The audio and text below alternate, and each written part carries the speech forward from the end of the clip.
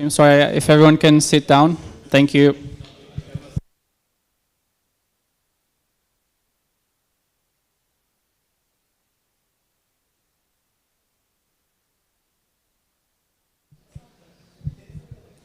Hello, everyone. I'm João Veloso, and we are here in name of Data Science Portugal, sponsored by QuintoAndar. So thank you for letting us present in this beautiful space. We are here today to talk a little bit about beyond relevance, evaluation search in the area of LLMs.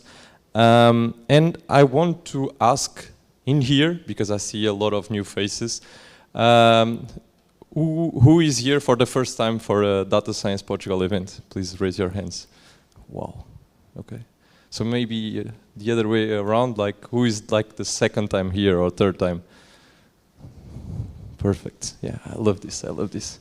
So a little bit about Data Science Portugal. Our story. Basically, we are a community of data scientists enthusiasts with the purpose of sharing knowledge in these fields like data science, machine learning, AI, LLMs, you call it. Anything that is related to these fields, we are here as a community to share with you. We were founded in 2016 and we already did more than 100 meetups, just like this one. Probably a little bit smaller, no live stream. I think we are going to reach the stars today. I'm really proud of it. Then in our mission, we have three main pillars. The first one is to promote collaboration, transparency and inclusivity in terms of ML AI. So everyone in this community feel welcomed and that they belong here. The second main pillar is to enable open discussions, partnerships like we are doing here today, and knowledge sharing across the academia, industry, and a broader community. And the third one is to support our AI education and our skills development with speakers, with a lot of companies coming here or in others event. Let me talk a little bit about QuintoAndar, and thanks Tanya and all the QuintoAndar for letting present here today. And we are going to have a really cool speech about it. On the agenda, so right now we are on the welcoming phase, and in about like 2 minutes we are going to have Diogo Gonçalves from TensorOps. Speaking about the journey from the keywords ranking to agentic search. Then we are going to have Rafael Guedes from QuintoAndar talking about evaluating search in the LLM area. Then we are going to have a coffee break for about 15 minutes, we will see. In this coffee break, we are going to display a QR code where you can write your questions related to the second previous speeches. Then we are going to have a round table, and then a little bit of networking. So without further ado, Diogo Gonçalves, the principal AI engineer from TensorOps.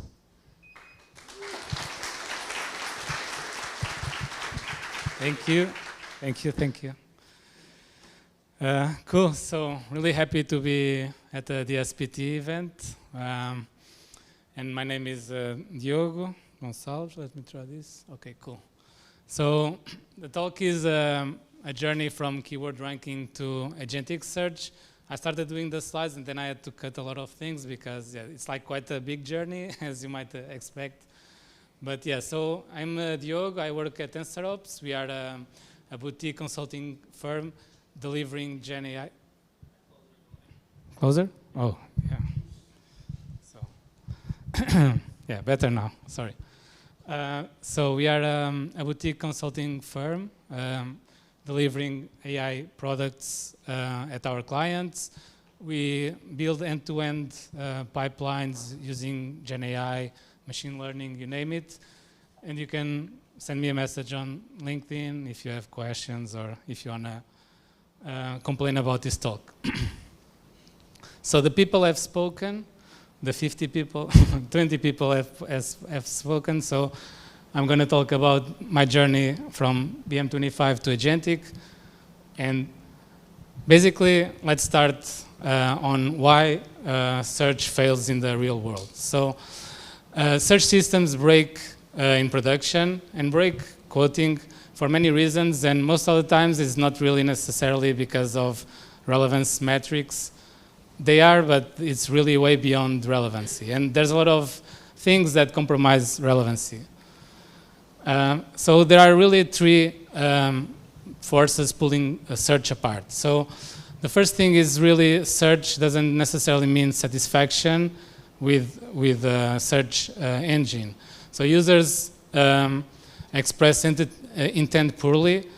Your inventory might not answer the user intent, so you might have some lags in your inventory and the user wants to find something that you actually don't have, and there's no real way to share that with your users in a typical search system. And then UX always are a tricky part of search because, like, if it's too complex for searching with filters and everything, it might be hard for the users to express their intent, and then it's really crucial to nail your UX regarding search. Then we have latency constraints with search. So every milliseconds matter in terms of search, and especially search before LLMs. Right now we are more used to wait for a lot of time for an answer, but before, like, every millisecond counted, and that's even why Google had always bragged about how many milliseconds you are waiting for a search result there. And users can abandon search results just because it takes almost a second, or 500 milliseconds could be enough for a user leaving search. And then also the costs reality. So computing budgets on search engines are really, like, important. And like, if you want to make your search more complex, you will increase your costs necessarily. And if you scale up, it will also amplify your inefficiencies. The way you index your documents or your items, the way you do ingestion, the way you build your indexes, the shards, the replicas, everything. So every inefficiency that you have is going to be amplified by the scale that you will want to achieve. So to this, you add organizational pressure, executive escalations, competing priorities in roadmaps, a legacy tech debt, and you get a system that is shaped more by politics than actually precision and relevance. So raise your hands if you ever worked with Elasticsearch or Lucene OpenSearch. Awesome. This one is for you. So the hammer time loop. This in Portuguese is a martelo, a loop. Maybe for our Brazilian audience, the gambiarra loop. So this typically starts with a CEO making a search on your search system and not finding the item that he was expecting to find in the top result, or the article, or something. This triggers automatically a print screen to a product manager or a VP that will automatically also raise a Jira ticket with P0 priority for you to solve in that instant or the day after, tops. And then your engineering team, data science or machine learning engineer, will have to do some tweaks in the DSL query. And that's going to be really fast. So production directly, go to the search query, change the boost until the item that the CEO was looking for appears on the top. If that's not enough, Fidge, I'm seeing you, you'll have to change the analyzer or the spell checker, so you make sure that that particular term will match the particular article that someone is looking for. This is awesome. So it works for one query. Everyone is happy. You share the new print screen to the CEO, and life goes on. And there's a silent regression. No one understands how many dozen of queries are going to stop working, because no one really measures search quality, because it's something really complex. And luckily we have people from QuintoAndar here explaining how to measure search relevance in this age. But this hammer time loop is a really anti-pattern that scales pain and not quality. And all of us here know that for sure. If you are not, you're probably lying. So we are fighting symptoms and not causes. And how to solve this? So this is really a note to self. Don't try to be a neuro trying to solve search problems. You can choose the ad hoc approach where you don't have evaluation data set, where you have zero guardrails against regression. You have unit tests, but those really don't test regression in queries. You don't have measurement and telemetry. Your policy-defined exceptions, boosts, analyzers, you name it. And you have heroic fixes every time there's a problem instead of a systematic approach. So you can choose the systematic approach where you have a curated and stratified labeling of evaluation sets. You compute offline metrics and you keep track of those metrics online. You roll out gates and you do A/B tests for everything, even though the case of the CEO is really hard to do an A/B test because it's just a change of one query against millions of queries every day. But there are ways for you to keep track of these regressions, and you should always do data-driven decisions in these cases. So always monitor and alert for search quality. Of course, this is really better said than done. And governance beats heroic fixes. You should build a system that help you make good decisions before you actually need it. But you need to convince someone to bet on that. And you need to convince your PM, your VP, your CTO to invest on such system before. And that's actually quite expensive. So you might find a way that maybe we can solve this by actually increasing the complexity of our system. And this is an anecdote of, okay, we had already a search engine functioning, but maybe we can actually make it more complex by getting away from local minima, by adding a vector search, for example, semantic search. And with that initiative, you actually can bet on the things, you can bet on the systematic approach where you embrace your transformers and your Frankenstein monster, and you build a system that can have the systematic approach embedded.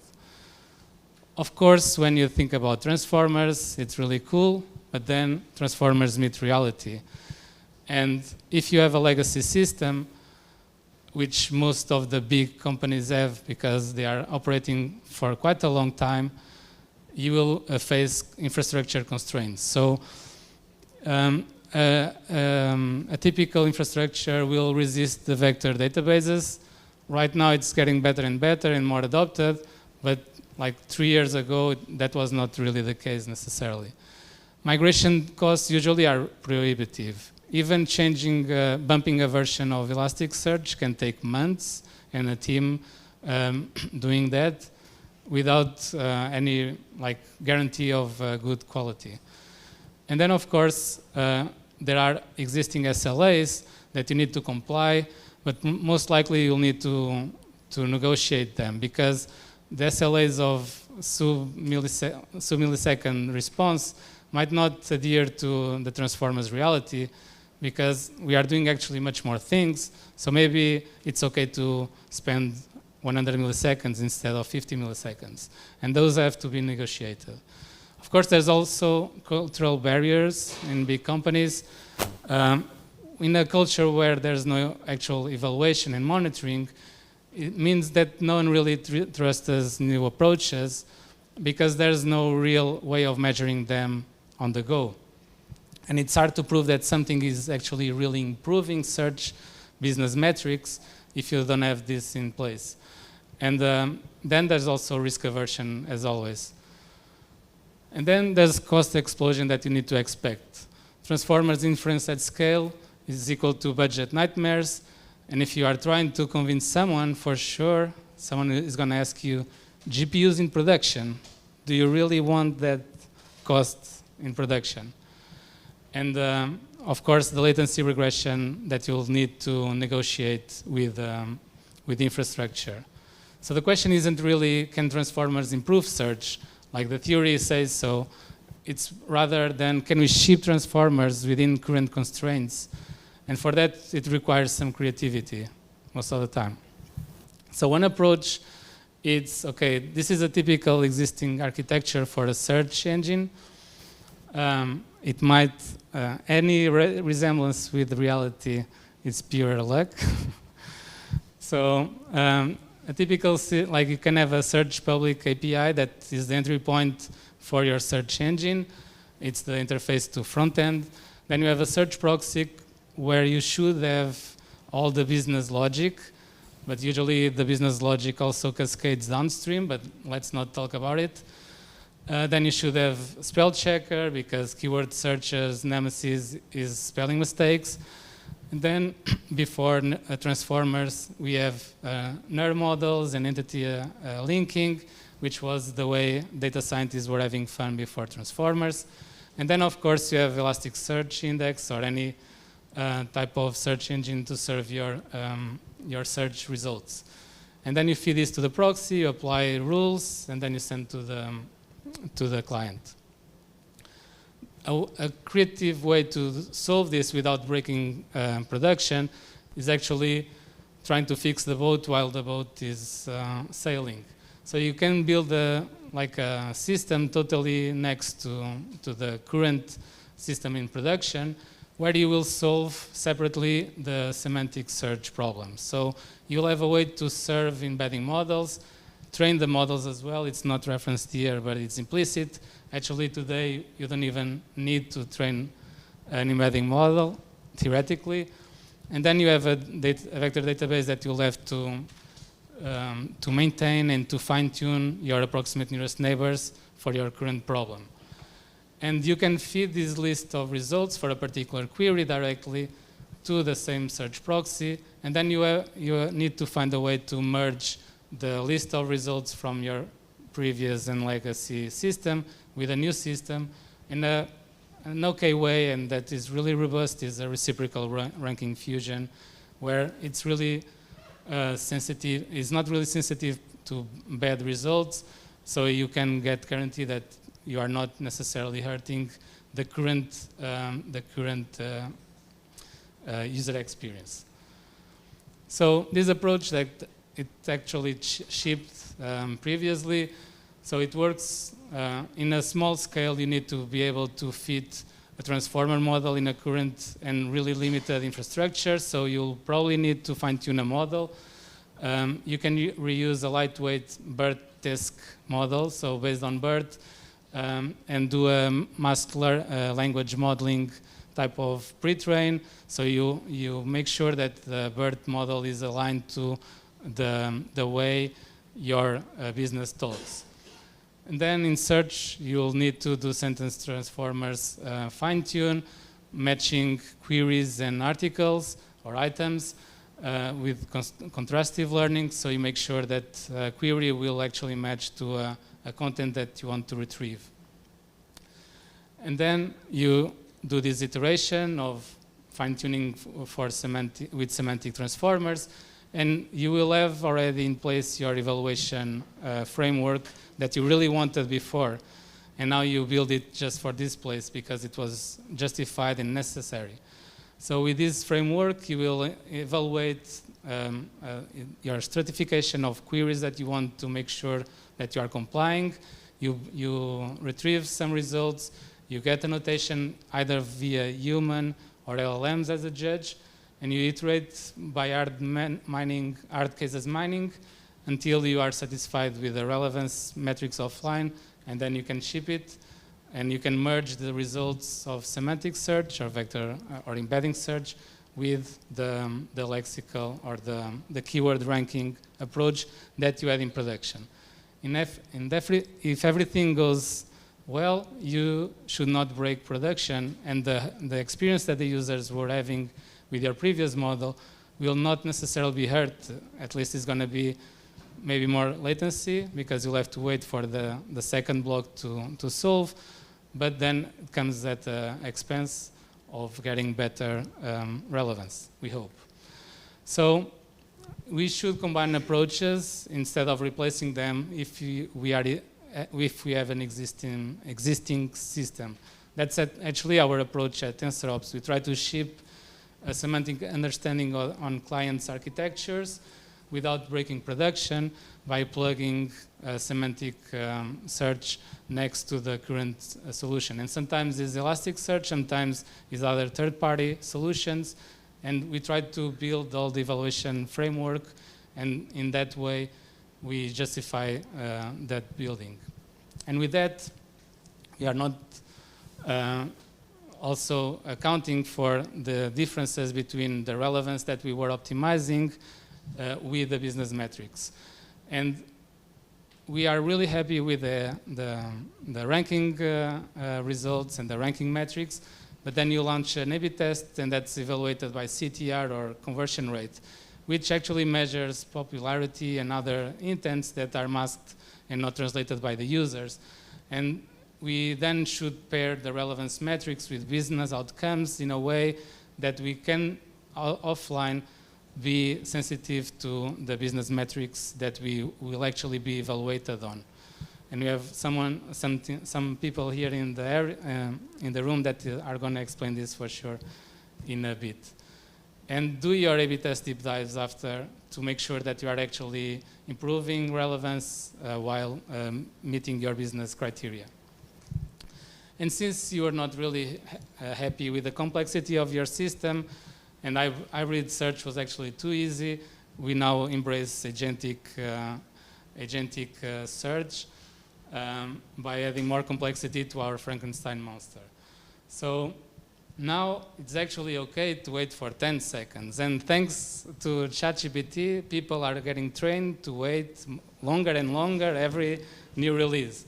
So this gives us some room for increasing the complexity of search, which actually, it seems, this is really more like a psychological thing, but people are actually okay to wait more for a result if that result is really much more comprehensive and if it matches the user intent, which is much more complex.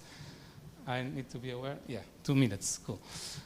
So this has at least these four steps. So intent classification, so the user will write something and it can be anything. It's just not a search query. It's already an instruction of compare the items that are less than $200 from last season. So it's a really complex query that needs to be classified.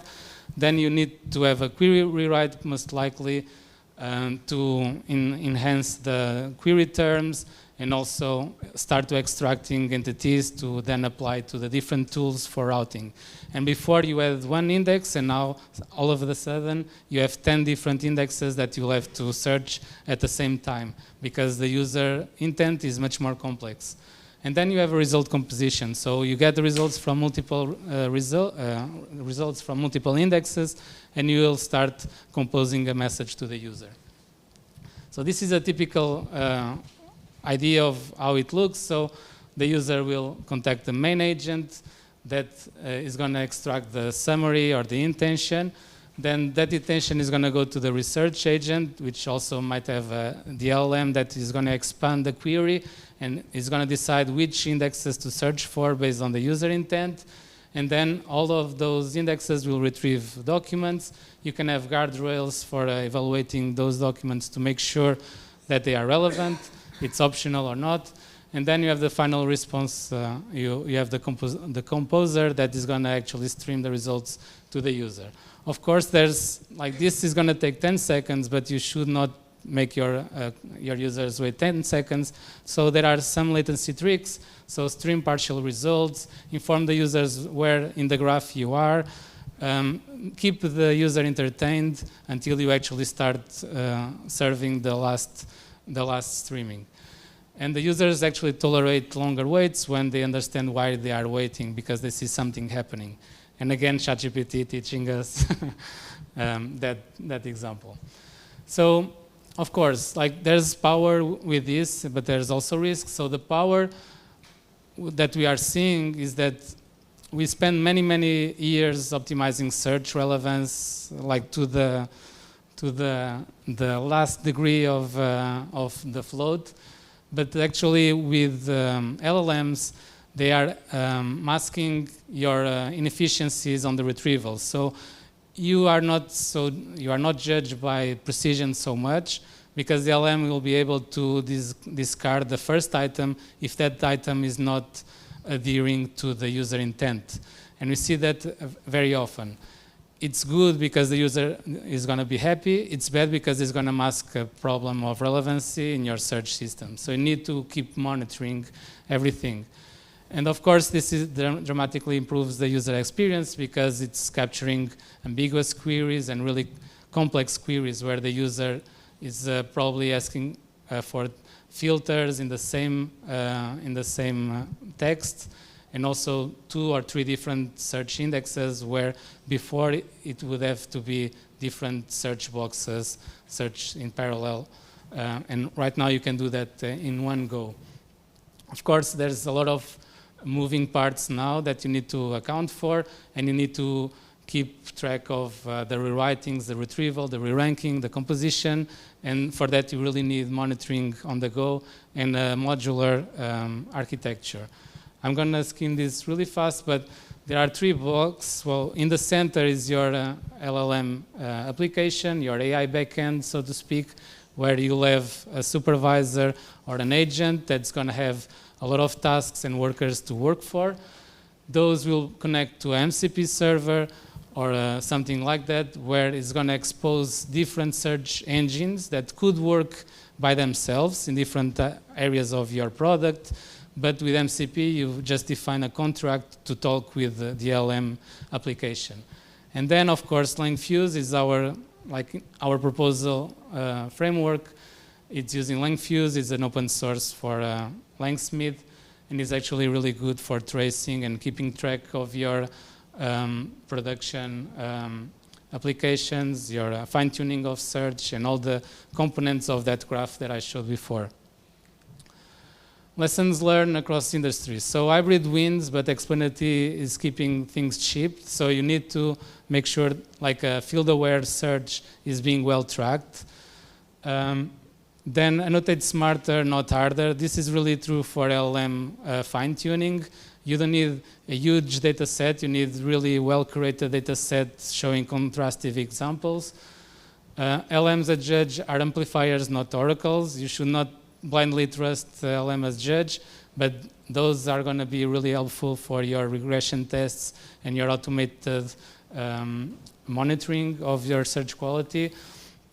You'll never get the perfect golden set, so don't wait too long to ship things to production. Go for it and learn on the go, because you'll not be able to cover all the edge cases on a really complex system like this.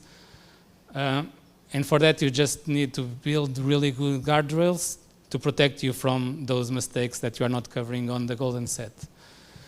And work together with each other's teachers. So if you are a PM on this field, bring problems, not necessarily solutions, because solutions are really complex and sometimes they are too tricky to come up with. Teach user experience to your team so that the team is sensitive to that, and make questions, be interested in machine learning. And for the engineers and data scientists, provide solutions, not really constraints. Like this is an age for breaking things and to make things really clever, in a clever way. Teach mathematical intuition for your product managers, so they will understand why something should not be happening, or why something should be happening. And make questions and be interested in UX. Use your systems and make questions. Like if it's recommendations, use recommendations. If it's search, use search, because you'll come up with ideas to improve your system. And ship fast. So yeah, that's it. Sorry for the delay. Thank you.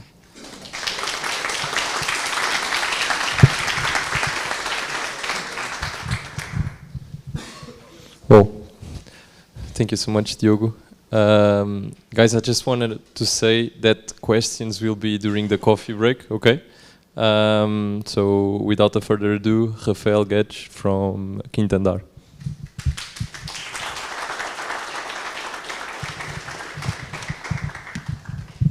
So hi everyone, I'm Rafael, I'm the lead data scientist for the concierge team at QuintoAndar. I'm going to talk about how to evaluate search in the LLM era.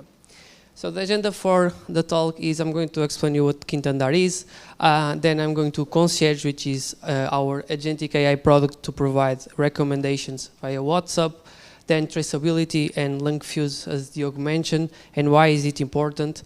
Then I'm going to talk about evaluation for LLMs and why classical evaluation falls short for LLMs. And then I'm going to give you real-world examples on how we evaluate concierge. So starting with QuintoAndar, so we are a Brazilian company.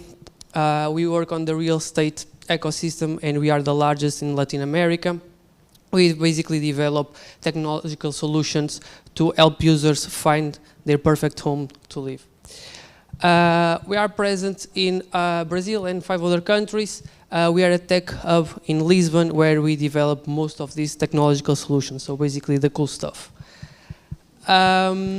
Just for you to get a notion of the traffic that we have, so we have per month 45 million visits into our platforms, and we have more than 8 million houses published, which is really a lot. So we have been investing a lot in classical search so we can help users finding the perfect home for them. But now we are interested in taking to the next level. So we are moving from classical search to conversational search so that we can give a faster, easier and more engaging experience to our users. So Concierge is basically the product that is doing this.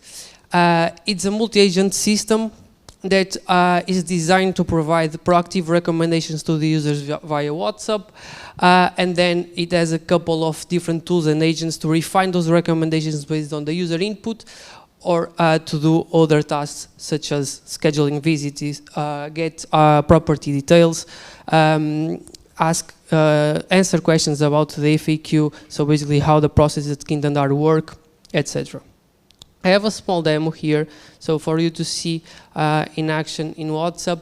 So basically we provide a couple of recommendations. It's an apartment with 2 bedrooms in Pinheiros. Pinheiros is a well-known and famous neighborhood in São Paulo, and we want up to 3,000 reais. So we provide these 5 recommendations in the carousel. We can scroll, and basically we found out that all of them were small except the second one. So Concierge can understand this and filter by the area, which is higher than the other 4. The user scrolls it again, and okay, I like the second one, let's schedule a visit.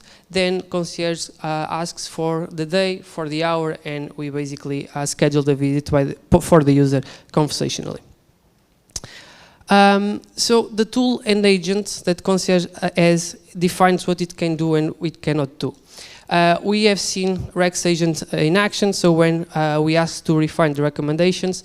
We have seen the visits agent in action when we schedule the visit, but we can do more. We can reschedule, we can cancel, and you can show all the visits that that user has for the following days. How it works. So basically we have this planner, which is an LLM. This LLM has several agents or tools, and based on the user latest request and all the conversation history, is going to understand which one is the best one to fulfill the user request. It can also call more than one if it's needed. As you can see here, we have this proper details tool, which allows Concierge to answer questions like, does this house have a pool? Or the FAQ agent can answer questions like, how can I rent at QuintoAndar? So we can do all of these conversationally. So delving into the Rex agent, which is the most interesting one for the search talk. This agent is a complex graph that can convert text queries from the user into structured filters so that we can use afterwards to retrieve the best houses for that person. And for that we use our HLS services, which is house listing search. That's going to apply the hard filters, is going to combine scores from 2 models, one recommendation model and a multi-model model that combines text and image to provide the final recommendations. So moving to the first part, which is the text to filter that is able to convert text into structured and meaningful filters, it's LLM-powered service. It was the first LLM service at QuintoAndar, and it was basically created to solve a complex task that it's split into different tasks. The first one, we have a classifier that's going to look into the user query and is going to identify which filters from the ones that we can use are present in the user query. In this case, for example, the user said, I want a 2-bedroom apartment in São Paulo with wooden floor, so we extract the bedroom. From here, we have the house type, which is the apartment, the location São Paulo, and the visual aspect is the wooden floor. What is the visual aspect? So visual aspect is filters that the user requests to us, but we cannot apply them directly because we don't have that in our house metadata. So using the multimodal model, we try to boost the score of these houses to fulfill this request from the user. Then we have the extractor, and the extractor is basically looking into the identified filters and is going to extract the values for bedroom 2, type apartment, location São Paulo, and visual aspects wooden floor. This allows the extractor to not hallucinate and extract filters that are not in the user query because it's limited by the classification of the filters.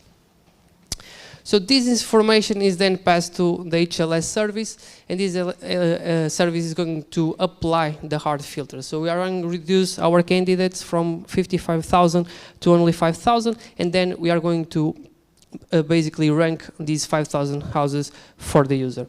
First of all, we have a 2-tower model. It's a recommendation model. We call it house and user embedding. We have a tower for the user, a tower for the house, and you can put embeddings and calculate the similarity between them. And then for the filters that you cannot apply, like the visual aspects, what you're going to do is we are going to compute the similarity between the text and the image of the house, and for that we are using a blip tool, which is already trained model. We then combine these two scores and you generate the final ranking to show to our users. So as you have seen, there's several components in this product and we have to create evaluation for all of them. So on the planner level, the one that decides which tool to call based on user request, you need to understand if it's calling the right agent, the right tool, and when sending the arguments, so sending the information to these agents and tools, if it's sending all the information that it should. Then on the text to filter side, we have the classifier, so we need to understand if you are extracting all the filters from the user query, and we have the extractor that we need to assess if we are extracting the right values. And on the recommendation level, we have the visual aspects, so we need to know if we are showing houses to the user that has that particular aspect in the image. We need to understand the engagement because conversationally in WhatsApp we don't have clicks, we don't have anything that we can measure, so we need to understand if the user is engaged and likes our recommendations conversationally. And finally, in the carousel that we show on WhatsApp, there's also a button to go to the app or to the web to see the listing there, so we can still use traditional machine learning metrics like recall and NCG to understand these interactions. So to be able to evaluate the conversationally part, we need traceability. And traceability is what Diogo was mentioning about LangFuse. It is important because we have concierge that is a complex graph, has a lot of tools, a lot of agents, there's a lot of edges, there's a lot of information going from one node to the other, and there's also a lot of routers. So we need to use these tools to know exactly what happened in a run, so what was the input from the user, what was the output that we sent to the user, and also which was the input and output of each of the nodes. So we need it to reproduce runs later, so imagine that you have a bug in production, we need to use all of this information to reproduce it locally, and we can then debug and come up with a solution, and we need it to measure performance. Okay, so we can attach metrics from LLM as a judge to our sessions, to our traces. We can also measure the performance in terms of latency and costs. So for that at QuintoAndar we also use LangFuse. It's open source, and this basically is a screenshot from our LangFuse where we have a trace, okay? And here in the trace we can see that we have all of these nodes that were used to fulfill the user request. We know the input from the user, we know what we send to the user, we know all the input for this node, the output, and so on and so forth. It allows us also to understand what's the latency at each step, so we can understand what are our bottlenecks. We also have the costs involved with the LLMs, so we can keep track of the costs and come up with solutions, for example, using a smaller LLM to reduce the cost there. And we can also track all the prompts and the dynamic variables that went into that prompt in that trace. Apart from that, we can also storage metadata, like if you have more than a chatbot, you can add a tag and filter by that tag. So with LangFuse, we can then move to evaluation because we have all the data that we need for that. Why does classical machine learning metrics fall short in these cases? Because traditional machine learning expects a well-defined ground truth and a deterministic output from our models. For example, if you are talking about classification, we know that if you are training a model to predict cat and dog, this model will only generate cat and dog. If we are talking about regression, we know that our model is going to predict a numeric value. If you are talking about search, we know that our model is going to provide the ranking for the items. In contrast, LLM-based systems, 90% of them cannot use these kind of metrics. And I'm saying 90% because, for example, the classifier that we saw on the text-to-filter can use these metrics because we have a well-defined set of filters that it can identify. So we can still use these metrics. But the rest 90% we cannot because they don't produce fixed outputs. They are not deterministic. They generate free-form text, and we can simply know what they are going to generate, so we need to come up with approaches to convert these unstructured data into structured evaluation so we can keep track of our models, of our products, and we can keep evolving them. And for that, we usually use LLM as a judge, and we use it a lot at QuintoAndar. So LLM as a judge basically is another LLM that is going to assess the LLM that you have in production. In this case, the second LLM, the LLM as a judge, is going to receive the same input that our product received. It's going to receive the output of our product, and based on a couple of instructions in the prompt, is going to generate an evaluation. This evaluation is usually a score. For example, if we fulfill the user request or not, and a reason. And the reason allows us to debug later to see why it made such evaluation. And as Diogo was saying, it might help us find edge cases that we were not expecting, and we need to take some action to solve them. Advantage of using the LLM as a judge. So it's scalable. We can run you can analyze a lot of sessions in one go. With humans, that would be kind of impossible because it's a really time consuming, and humans don't work 24/7. Then in terms of flexibility, LLMs can be experts in anything we want. We just need to create a really good prompt. And with humans, that's not the case. We probably need to provide trainings to them.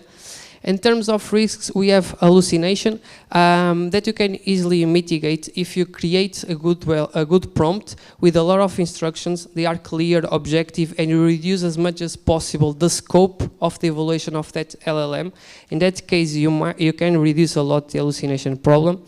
And over-reliance. So we should rely on the LLM as a judge, of course, but we still should analyze them manually, because either we can have the LLM saying that the session was not good when it was, and that's because it's missing context. We need to do some more prompt engineering, adding more instruction, or because there's really a problem with our product and we need to come up with a solution and fix that bug. Other way that this is important is to find new use cases that your product might have because your customers are asking for them. Types of evaluation. So we still have offline and we have traditional machine learning metrics. Like I was saying, for the classifier of text to filter, it's an LLM, but you can still evaluate it as a traditional machine learning model. We have LLM as a judge. So when your product creates free from text, not deterministic, we should evaluate them with LLM as a judge offline. When it comes to online, we can have a human in the loop saying this was a good recommendation or it was not a good recommendation, and you can have LLM as a judge to guardrail your responses. So basically in real time, before you send your final answer to the user, you ask an LLM to evaluate based on certain guidelines. And if it's not good enough, then you refine this answer and we provide the final answer to the user. And we have a hybrid approach, so we can do both. We can have automated pipelines of LLM as a judge running, and you populate LangFuse with your scores, and you can have dashboards to track them. You can create golden data sets, so every time you change something in a prompt to fix a bug, you make sure that you are not creating a bug on the other side, and we can run these kind of tests in the CI/CD. You can have human in the loop, and you can guardrail your responses with the LLMs. So what not to do? Like Diogo was saying, business metrics are different from relevance metrics, in this case from traditional machine learning metrics. So getting text-to-filter, our first service, to work was really challenging, and it was mainly because of the way we were evaluating. So we had in the beginning 70 metrics to evaluate this service, more or less 5 per filter, which means that it's impossible to track and impossible to interpret and improve all of them at the same time. So what works is you should set a smaller, should find a smaller set of meaningful features that allows us to mimic what's going to be the user experience. And using that, it's the difference of deploying a new product or just having another POC on the shelf.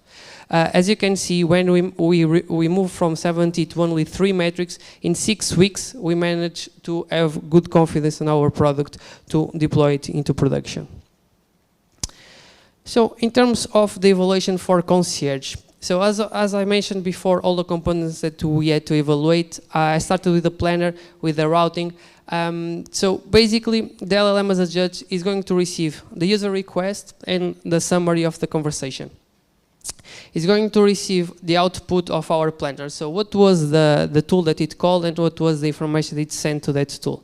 And based on that information, it's going to provide an evaluation.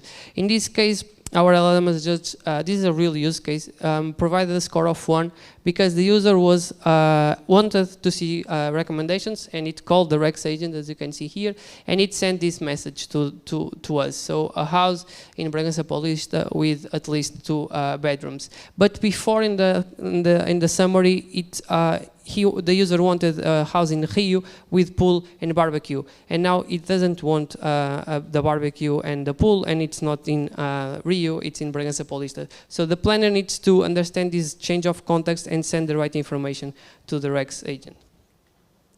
Then in terms of classifier and a structure for the text to filter. So once again, it receives the same input as the text to filter, the LLM as a judge, and is going to receive the output of our model. In this case, the score is also 1 because we identified all the filters in the query, so bedrooms, house type, and also location, as you can see here in the trace from LangFuse, and you can see that the values are also correct. So the score was positive. On the visual aspects, so LangFuse allows us to track what we send to the user. So we have the recommendations we send, we have the house ID, and we have also the cover image. We can now add the image to the LLM as a judge. We send the user request, and we are going to get a score of 1 because the user asks for a wooden floor, and we show the house with wooden floor. In terms of engagement, so we sent a couple of recommendations to the user, as you can see here, and the user replied. So we don't have click, we don't have a favorite, we don't have anything to know if the user liked it or not. So what we need to do is we need to send the user request, we need to send the user response to the LLM as a judge and ask it, did the user provide good feedback or not? In this case it did, because it tried to book a visit with us. And finally, we can still track how users are interacting with our recommendations, like in the old-fashioned way. If they click in our carousel and go to our app or web, we have an amplitude event that you can still calculate, recall, and NDCG. And that's basically it. In terms of conclusions, search and recommendations go beyond the machine learning models, so they are moving to agentic AI, and this is probably the next step, or at least we bet it's the next step on search and recommendations. Traceability tools are essential to keep track the performance of your model, so we can improve it and make your users satisfied. Agentic AI introduces new challenges to the evaluations because they provide non-deterministic outputs, and we need to come up with new approaches like LLM as a judge to evaluate them. Evaluation drives success, so defining good metrics is the difference between deploying your product or just having another POC on the shelf.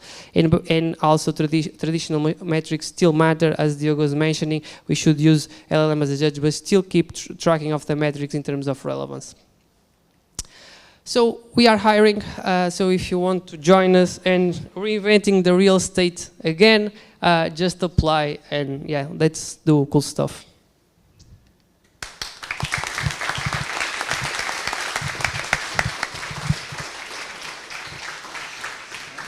Well, thank you so much, Rafael. I have a lot of questions. I bet you have a lot of questions. Now it's the time. Come on, you have the QR code here. I see a lot of phones, nice. So coffee break, we'll have 25 minutes coffee break. So we will be back around 19:15. Are you hungry? Yeah, you have pizza, huh? Come on, I want to see some smiles. Coffee break time.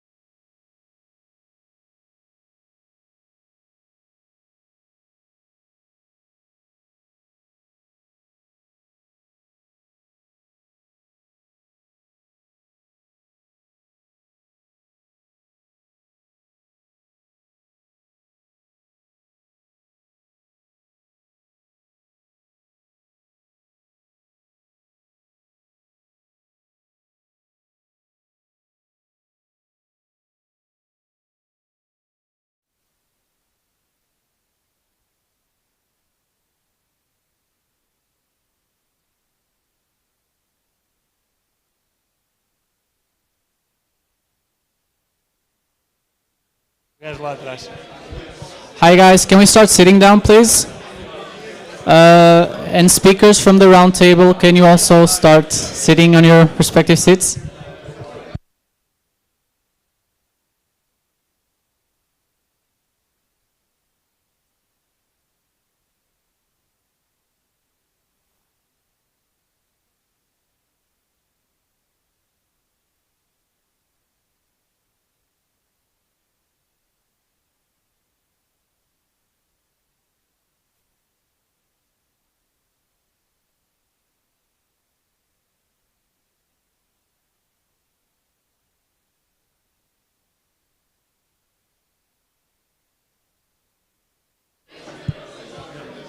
Pedro Balaj, where are you?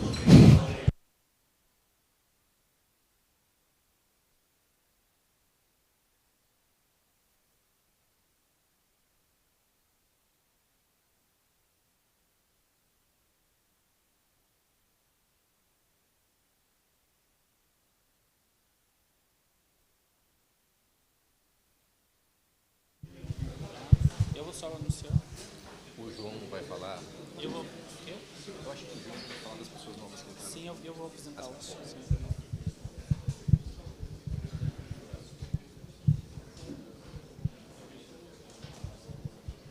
Yeah. Hi guys, thank you for being back again. So we're now going to start the roundtable. We have two new faces. So we have Tanya, which is currently the senior head of data and AI at QuintoAndar. We also have Pedro Balaj, which is the AI senior manager at TripAdvisor. And Emiliano will be moderating the session. So the session will be broken down in two. Emiliano will lead the initial part, and then on the second half we'll have questions both from online, and also I'll be bothering everyone here to ask questions. So please have your questions prepared. Let's start. Good evening. Well, I hope you all have questions, and I expect you have very difficult questions, embarrassing questions for the participants here. But let me start with something very open-ended to see how it goes. So I'd like to know, in your opinion, how does the future of search look like? In terms of, are we going to use a lot more LLMs or traditional search? And not just in terms of the technical side, but also in how this will enable different search experiences. Who'd like to start? You guys want to start? Yeah? Oh, yeah. Perfect. Hey, hi, everyone. I'm from TripAdvisor. I don't know if you know. We are a travel-related website. Well, what I can say, I would say that the future is crazy. And crazy in the sense that everything that you may know about the user and how it interacts with search, it's going to be completely different. Okay? I don't think users are going to type keywords anymore in the search bar. I don't think that recommendations are going to be simple like a banner with things related to your search. Things are going to be hyper-personalized, conversational AI, and completely different interfaces. Voice, don't know, videos on the fly. So that's how I think, much more interactable than we have today, and we need to be ready. And completely different algorithms that we have today as well. Awesome. Thank you, Pedro. I cannot agree more. I will try to add a little bit.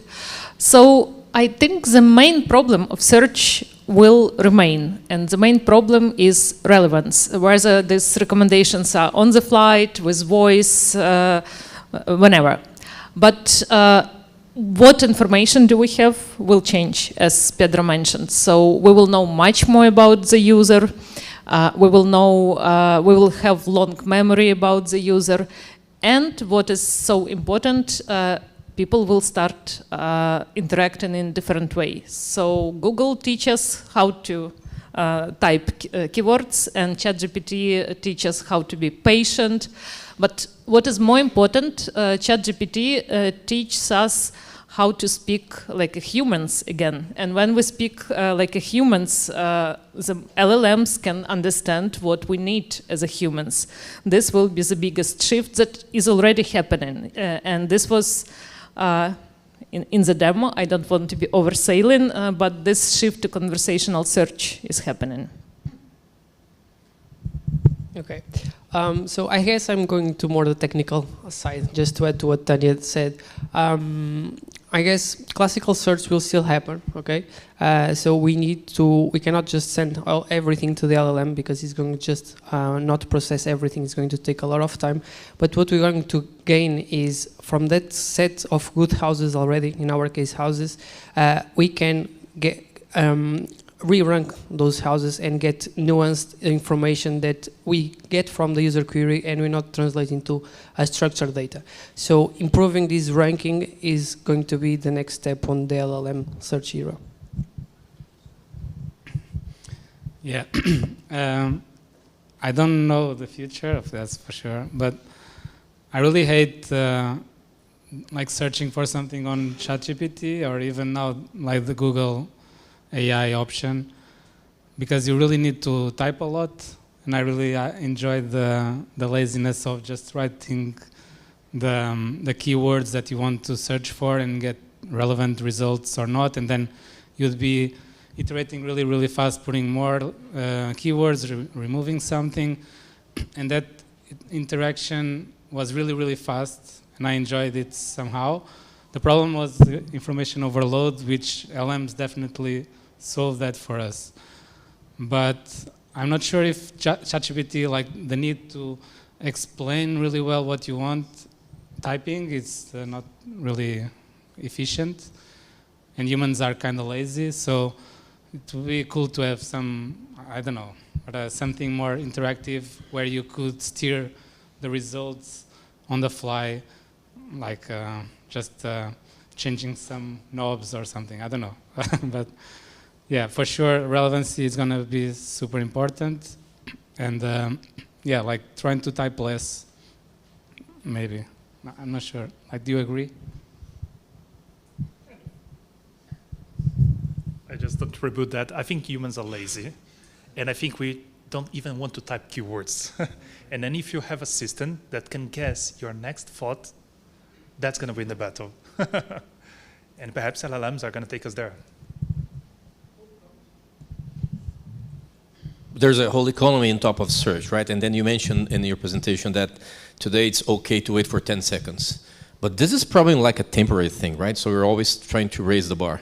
So how do you see the changing behavior from this user perspective, right? So we are always wanting more, and this whole economy on top of that. How do you see this evolving in time?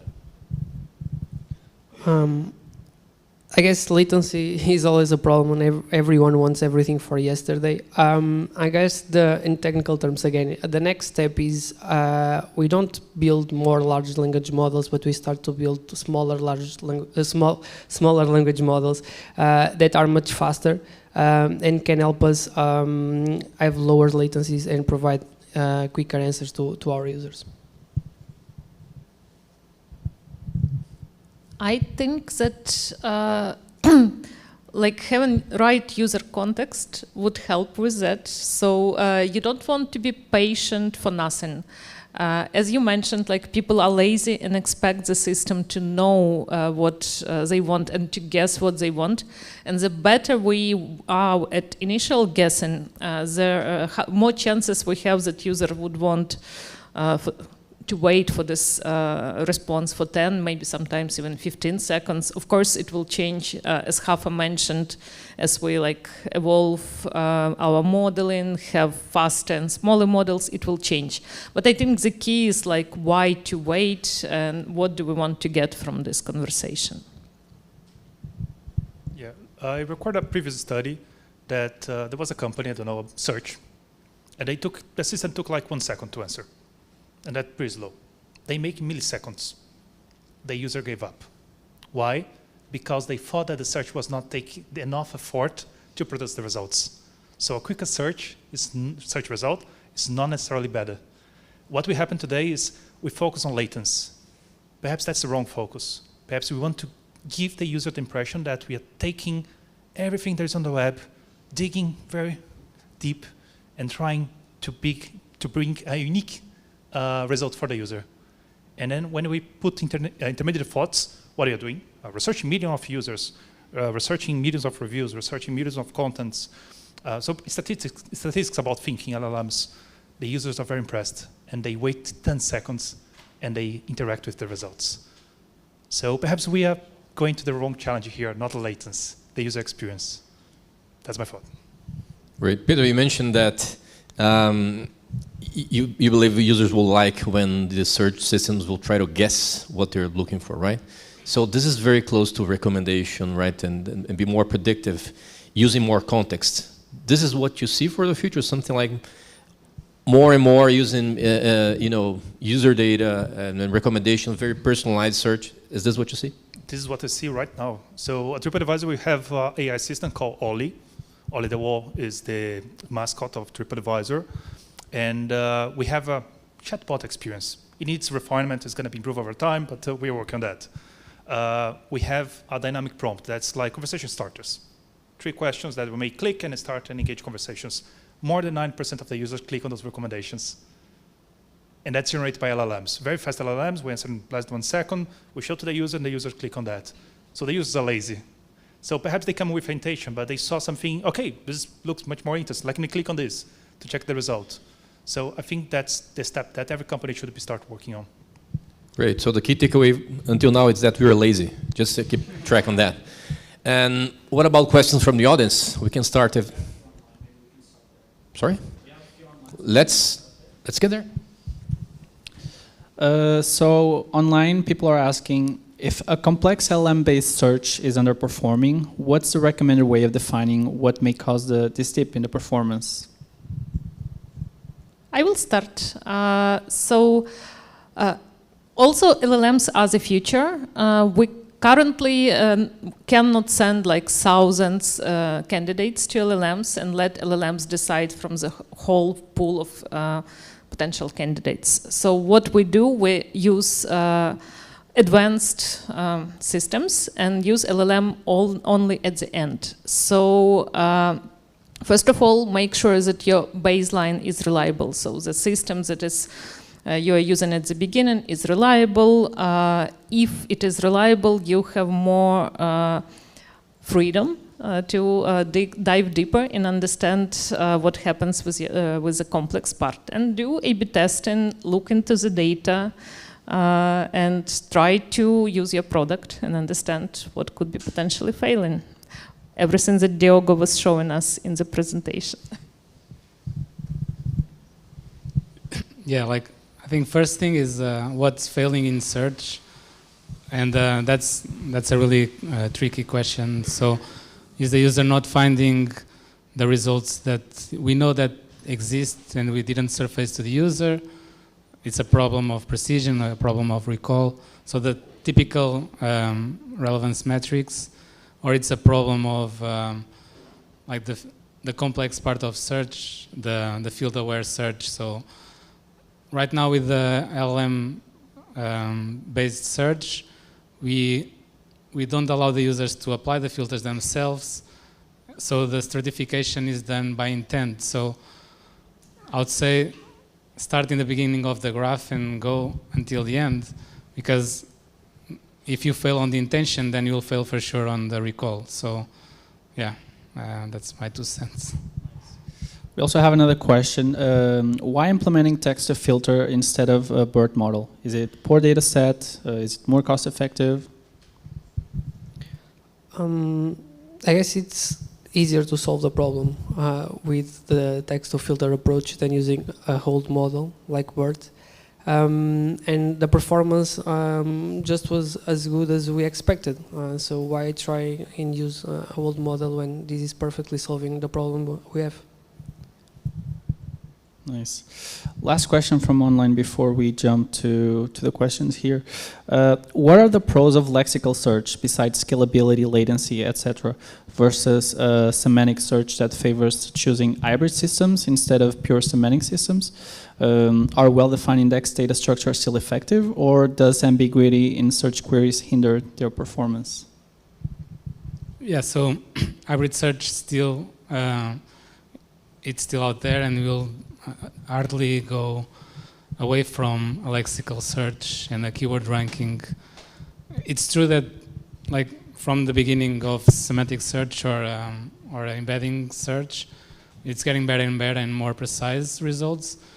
But if you need to apply things like field-aware searching, you will need for sure some text processing and translate those into filters and real entities to be able to filter out either in documents or like candidates to then apply the semantic component. Like there are some, like in e-commerce or really precise things where you really need to find something really specific. I think it's still hard to go away from lexical search. So yeah, that's my 2 cents. But here's a really good person to talk about that. Let me complement that. So TripAdvisor, site search, elastic, pure traditional, that's it. But when we are working with agentic AI, building bots or agents, we started from vector search, semantic search. And we added lexical search as its ambiguation factor, as like a add-on, I would say, on top of that. So our technology focuses on Quadrant. Quadrant is a high-scale vector database. Even like lexical search in Quadrant is a vector. So that's what's working for us. And instead of bringing exactly the most relevant result, we focus on explainability. We give the result and explain why, and that is again because it's AI agents, we can do that. We explain why this result is relevant to that query and convince the user that this is the best result. Of course, and then we don't know what the user are not seeing, so we are happy, and the user is happy. Okay, we have one last question online. How is message security implemented to prevent AI overload or unexpected comments? Can you repeat that? How is message security implemented to prevent AI overload or unexpected comments, like guardrails? Yeah, I understood. I missed the beginning. We have like in the agentic search that we have a couple of important guardrails. One is moderator, something that is available for free from provider, and you can build your own moderator to like curate some aspects.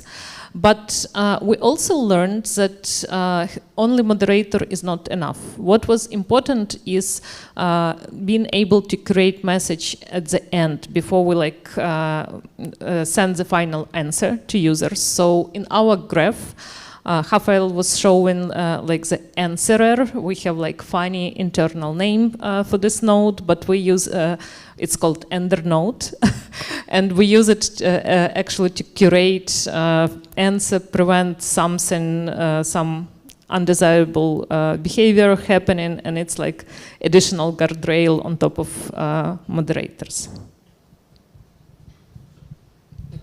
Can add to that. Another aspect is, for example, if you leak information that we don't want. So one thing is, for example, our FAQ agent has a vector database, but it doesn't have information that it cannot share with the users. And adding on top of what Tanya was saying, like this ender node has a huge prompt. You guys have no idea. A lot of instructions, so it doesn't. It keeps the conversation. It keeps people lighting to the user. It happens to us, for example, that our chatbot was correcting the user because it made a typo, and we had to come up with approaches with a lot of instructions so we wouldn't do it.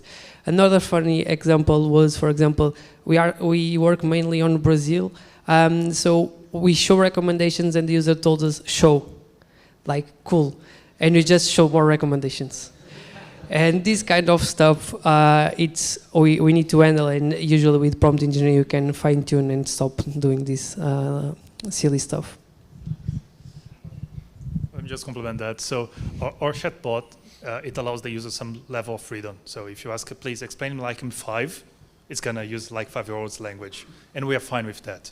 Our guardrail system acts in parallel with the May agent because we don't want to wait. And we are using the most sophisticated OpenAI or other competitors model in order to identify the guardrail. There is a dilemma here because we are using LLMs to identify problems with LLMs. But overall, when we evaluated, everything went fine, so we are okay. There is some other concern here. If you guys want to develop an open chatbot to the web, and you're going to provide that to US audiences, it's mandatory by law that you flag misuse. So if it falls under specific categories like human trafficking and others, very hard, you need to trigger an email to US authorities flagging the IP from the user. And if the user log in, you need to flag the user. This is very hard for the developers because we need to test those queries. I don't know. I never applied for a US, US visa, but yeah, I'm gonna see some problems. Okay. I have a follow-up question to here. So guardrails on user input, they are really easier to deal with because we don't compromise on result streaming. The problem is like, are you accounting for guardrailing the response of the LLMs on the go while streaming? And if so, like any clever suggestion that you want to share? No. No, we don't. Now we start doing web search. And we trust that we use OpenAI, our provider, could you use any others, and we're trusting OpenAI to filter stuff for us. So now I think we have time for a few audience questions. A raise of hands if anyone has one.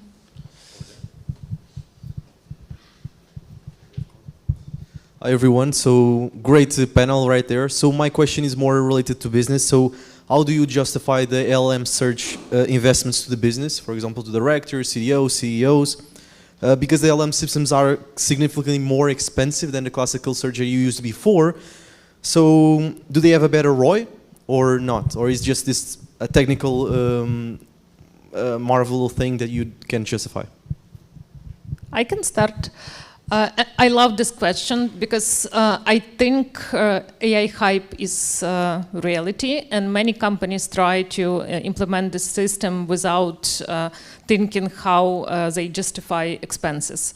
So in our case, it's helpful to extend the reach of to the funnel of users. So you cannot have huge human team like talking to every customer and trying to recommend something the way human real estates do, but you can do that with LLMs. And what we measured that because of this high reach, this additional conversions that we were getting from users justifies the cost of the system. Questions? Let me just complement this question very quickly. FOMO, fear of missing out, So that's it. That's what drives CEOs. They are looking for other companies. They see that other companies implement LLMs, and they don't want to be behind. That's what I noticed. Of course, there are several other factors, and we as managers, technicians, we need to know that. But usually, what pays the investment is the strategy of the company. That's what they see. Yeah, I agree. It's fear of missing out, and also, if you don't provide agentic search, like your website or your product will look like 1996, and maybe you'll lose an audience just because of that. And newer generations using internet, they'll be used and like more used to agentic search. Probably all the websites will disappear and we'll just use ChatGPT for everything, but that's maybe next step, and we are still relevant somehow. But yeah, I agree that right now there's not really justification in terms of ROI in most of the problems. It's just R&D and needing to be in the game. So we have a question here in the front. I got two questions for the 50th floor guys. How do you monetize in this? Oh, QuintoAndar, sorry, yeah. How do you, we don't need to translate everything, right? So how do you monetize with your product? And I was like talking to Pedro actually, and he explained more or less how it works. But I was thinking, why don't you apply some sort of like page rank and then monetize on the agencies, right? So you're promoting those agencies as well, or just treating it as a relevance problem? Is it a question for us? It's a suggestion maybe, but a question as well. Yeah. No, but just to I think when we were making presentation, we didn't give full context. So what is happening? Users are coming to our site and doing classical search for now. And as normal users, like some of them start to do some things, and some of them just search and forget about our site the next day, right? So this product we were showing is nudging users and like stimulating them to come back, to book a visit, to start doing something. So this is like a nudge mechanism that works better than sending emails. Who reads emails like with recommendations now, or works better? Like the idea is that it should work the same way the good real estate agent would work, like reminding you saying, oh, you know, I have new apartment in your area. So this product, because of nudging users, increase conversion and justifies. No, that's clear, just like thinking from the seeker perspective, right? If you're looking for an apartment in a given neighborhood and with some like features, how do you decide on the ranking? And can you monetize on this as well? We have slightly different business model, because what you're describing would be typical for idealistas. So when, in our case, we actually, in our business model, if user signs a contract, we get part of commissions that real estate was getting. No. So it's clear. It's. Can I ask a second question? Yeah. Okay. So I give a hypothesis, I give you the context, and I ask you the question. Okay. The hypothesis, I think Brazilians are crazy in a good way. I am Brazilian, okay? So Brazilians, they have WhatsApp as something, as an ID, right? They are crazy, they're using WhatsApp all day long. And that helps a lot, I think, in your context. That's number one. Then the context here is, I also work with a company, we have real estate as a vertical in Europe. And we tried exactly the same approach 2 years back, more or less, some sort of like chatbot, so to say, because LLMs back then wasn't a thing. The results, they were like terrible. They were like completely, like people really didn't like, but that was in Poland. What I'm trying to understand is how much do you think this is because of like cultural differences? In that case, Poland and Brazil. Or do you also have like different cohorts? Let's say Gen Z are different from millennials or whatever. And then last but not least, what's your percentage of users using this tool? Thank you. Thank you. This is amazing, and I like your initial assumption about Brazilians crazy in a good way.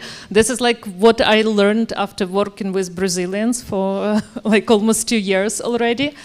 Yes, and speaking of cultural differences, I am Ukrainian, so close to Poland. So to answer your question, I think there is a mix. So first of all, there is cultural difference, and I could imagine that like people would not be so responsive in WhatsApp in Ukraine as, and this has happened to Poland. So I understand. But I think your second assumption that there is a mix of users with different intent, also true, and still like larger part of our funnel is not responding us, but this portion of users who respond, I would say it's some double digits. I cannot say your exact number. They justify the whole system. Thank you. Amazing questions. We have a question here in the back. Thank you very much for giving us opportunity to ask questions from the back. Hi guys, my name is my name is Stan, and I would have a question focused more on the SEO part of things. So in the past decade, we've been very focusing on how to optimize for search engines, and as we know that now agents are doing the work heavy lifting for us, so usually it would be more convenient to go and ask an agent to kind of give us the answer instead of going and through all those pages and doing our research. So my question would be like, since you guys are in this industry and you're experts, is there any particular way how we can optimize for those agents today, and how do you see it's going to be evolving in the next decade, so to say? Inject system prompts on your SEO.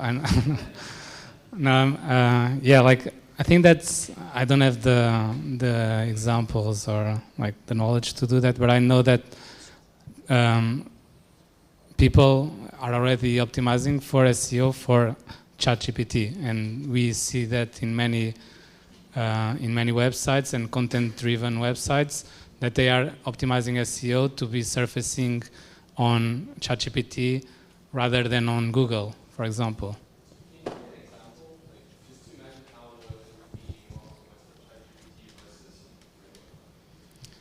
I don't know how to answer that one, sorry. I can say that, of course, I cannot disclose the company strategy, but I can say that we're trying to build a lot of agents. And that's because the way I see, we want to empower the entire company to build agents, different departments, even non-technical. So our traditional MLOps team is trying to decide what's the best platform to share agents, tools, and MCP servers for both internal clients and external clients, hypothetically. Okay, and the goal that we see is that there is going to be the future that anyone could create an agent that could collaborate with other agents, and then you could even monetize those agents in platforms like OpenAI or Perplexity because they are already being at this stage. So I think that's the future. That's how companies are evolving. What's an agent and what's not? That's a very intense debate. I know, but that's the point. Sorry, didn't mean to interrupt you. I will just add a small comment. I see Claudia wants to ask a different question. The chief technical officer of Vertex went and created his own startup to optimize search for agents. So I think the guy, Vertex, Vespa AI. So he went and created his own startup to optimize for agentic search. So probably we are preparing to something. So we have 2 questions here, and if we have time, we'll go for a third. Great talk, thank you, I appreciate it. I apologize in advance. I'm one of those people who believe that Skynet's gonna come alive and kill all the humans, or my AI girlfriend is gonna break up with me by killing me. So my question is more tailored towards security. I would just like to know your general thoughts on that and how you evaluation of security. Like I said, just general thoughts, because like was mentioned, you guys are experts in your field. But also, like specifically, because it's great to have an AI model that can personalize their answers, but also protection of that person's data, which is like very much of a key issue. Because I know WhatsApp encrypts their data, but again, general thoughts on security and data protection?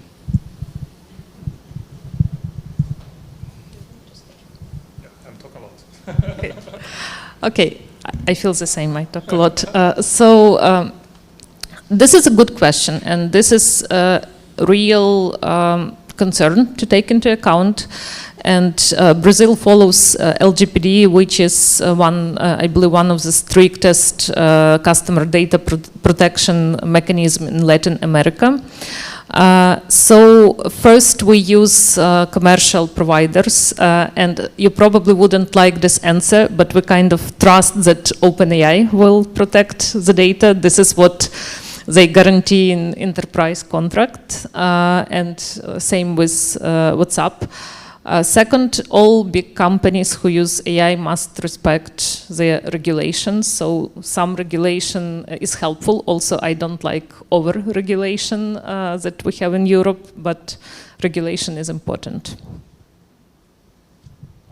Okay, I have a question which might sound a bit stupid. I'm not an expert in it.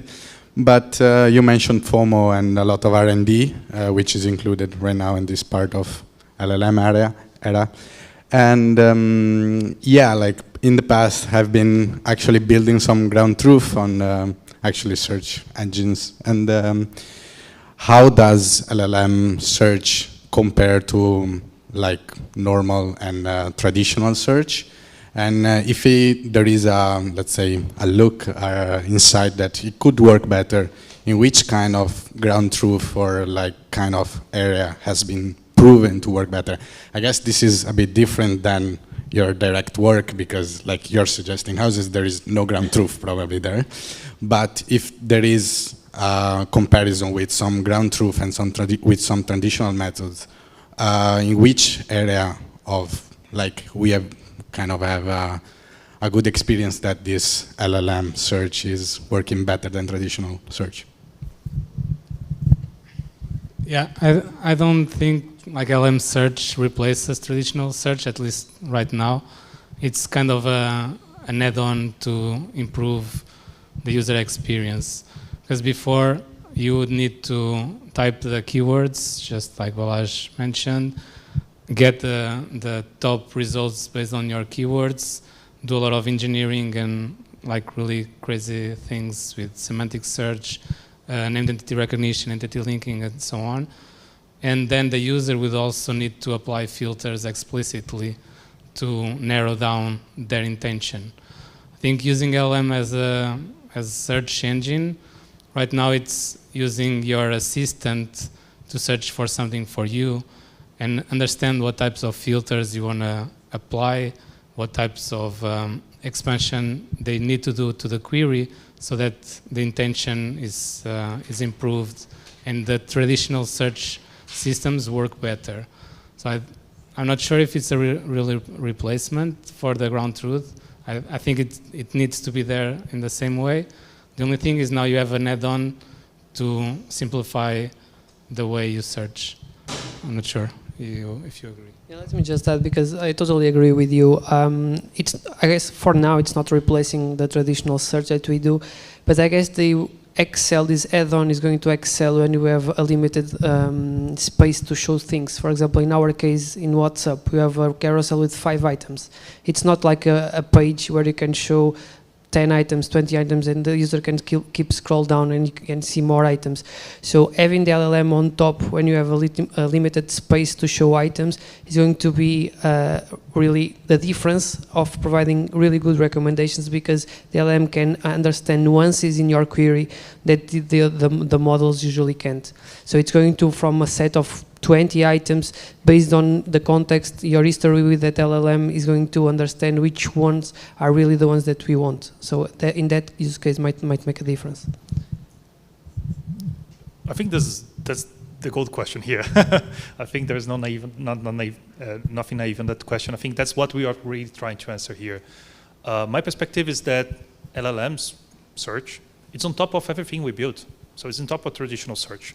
We can think on the point of view of the user, interact with facet search and filters, but the engine behind is just like retrieving the top most relevant results based on something, lexical search, semantic search, and so on. So LLMs is on top of that. And what we are getting here is a level of inference that we don't have with full information retrieval systems. So we retrieve the top candidates, could be 10, could be 100, and then we have the opportunity now to send to experts, that are those LLMs, that will judge that if they are more relevant or less relevant, perhaps assign a score, perhaps say it has no classification, perhaps put in categories, and then have a more refined answer to the user. So it's just getting more, is an add-on. And then just to simplify the architecture that we have today for our agentic search, what we do is we have a traditional information retrieval engine. It retrieves top results. And then for each one of those results, we send a parallel call to GPT-4 Nano. That's very, very cheap and very, very fast. And a parallel call is going to answer kind of the same time for 100 milliseconds. And then each LLM call is going to vote if that result is relevant or not. Very few tokens in the input, just one token in the output, relevant or not. And that's amazing, because we know that information retrieval systems, they make mistakes, and then we use LLM to filter those mistakes. So we have time for one last question, So the question is about personalization. So I don't think personalization is a solved problem yet, but now we have websites with conversational interactions, conversational feedback from users, but we still have traditional feedback, clicks, favorites, etc. So how do you think we're going to incorporate both of these into an LLM world? Any thoughts on that? I also want to know the answer. We're discussing that at the moment in our group, so I'm going to be. So in recommendations, we have the carousels and bunch load of tracking to see if the user was scrolling and everything. I'm not sure how good the tracking system is on WhatsApp. I would assume that is really not good. So like tracking impressions is going to be really tricky.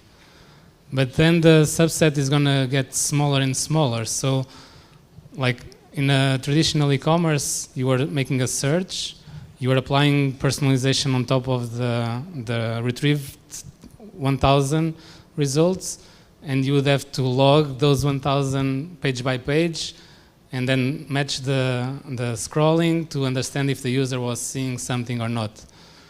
Like, you are not showing 1,000 products, you are showing 5 products now. So you can track on server side and almost like assume that at least 1 or 2 they will be facing for sure.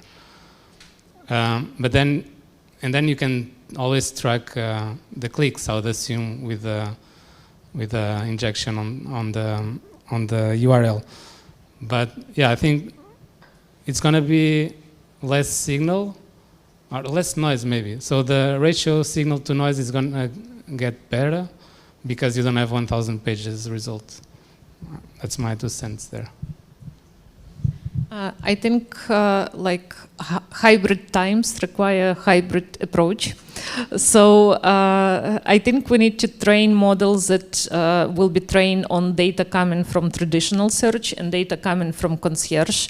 And from concierge, from WhatsApp, sorry, from WhatsApp or chatbots. And chatbot data will be rich in text and will go like to text embedding dimension, and traditional search will be still represented with structured data. And I think when we apply this model, actually for traditional search, like text data will be less important because we don't have the good input, and vice versa. When we're talking about chatbots, we will have poor structural signals, or maybe someone will make good tracking, but I believe on average we all will have poor structured signals, but we will have very rich unstructured data that will be driving relevance.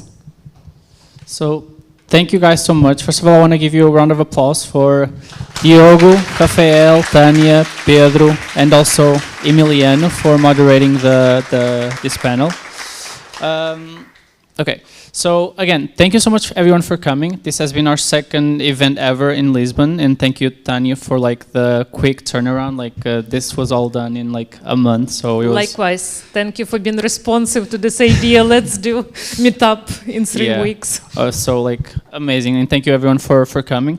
We already have a next event, so we're gonna do the next event at Instituto Nacional de Estatística. So like for the English-speaking people here, the National Statistic Institute here in Portugal. It's going to be on the 26th of November. It's actually like 5 minutes walking from here. If you guys know where Técnico is, like the university is like very, very close. And it will be on AI in the public sector. So we will have speakers in the roundtable. Their data is also coming. So we have Ivo here, one of the partners of their data. They're going to be at the event as a guest speaker, and you already can register for the event on Meetup. Like the details will be announced very soon. And yeah, thank you for coming. You can follow us on Meetup for all the events in Porto, in Lisbon, in all around the country. Like we also have our page on LinkedIn, and we also just opened Instagram. So if you want to follow us there, again, thank you everyone for coming.